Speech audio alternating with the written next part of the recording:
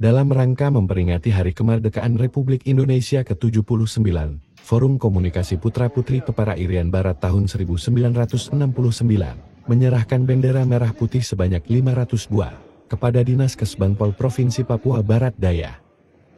Hal ini sesuai dengan program pemerintah pusat, yaitu pengibaran 10 juta bendera merah putih dari Sabang sampai Merauke dalam menyambut Hari Kemerdekaan Republik Indonesia ke-79 pada tanggal 17 Agustus tahun 2024. Kita sama-sama tahu bahwa 17 Agustus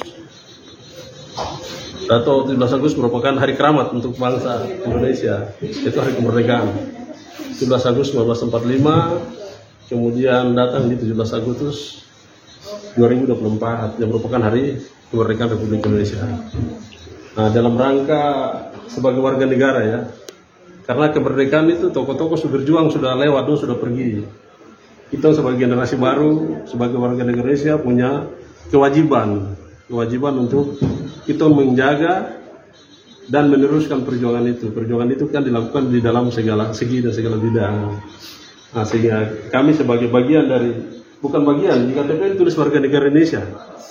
KTP warga negara Indonesia, sehingga kita punya tugas untuk kita sama-sama kerja untuk bagaimana kita merayakan kemerdekaan ini dengan meriah. Kemerdekaan cuma diwujudkan orang merdeka, bendera dan naik merah putih. Nah, itu sudah proses itu. Lalu kedua, kami yang ada di kami sebagai Forum Komunikasi Putra Putri Pepera, forum ini merupakan kumpulan gabungan dari seluruh anak-anak pelaku sejarah Pepera.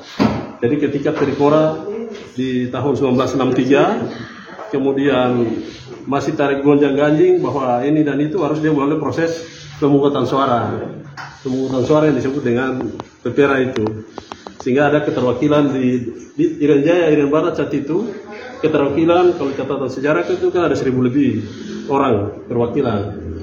Nah, Pepera ini dilakukan di 8 wilayah di Irian Jaya secara utuh. Salah satu itu di wilayah Sorong Raya itu ada 110 orang.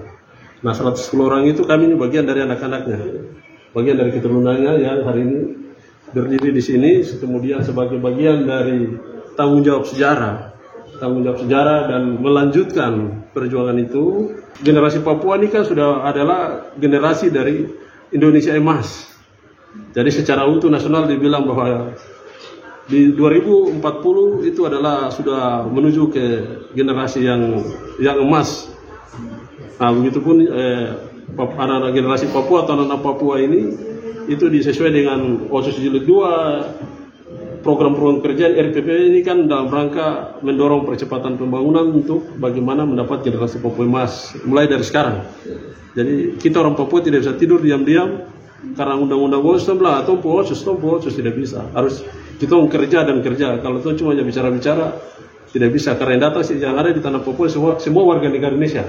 KTP kita tidak ada yang tulis bahwa KTP warga negara orang asli Papua tidak ada. Sehingga sudah barang tentu bahwa setiap warga negara yang datang dia punya hak. Saya kira seperti itu. Seusai menerima bendera merah putih secara simbolis, Kepala Dinas Kesbangpol Provinsi Papua Barat Daya menyampaikan. Saya melihat ini sebagai salah satu partisipasi cukup luar biasa dari generasi pejuang kemerdekaan Republik Indonesia melalui pejuang pendapat rakyat di tahun 63 ya, tahun 63 sampai tahun 69, hingga putra putri pejuang kemerdekaan untuk mengisi memenuhi perjuangan itu sebagai anak putra putri Pepera.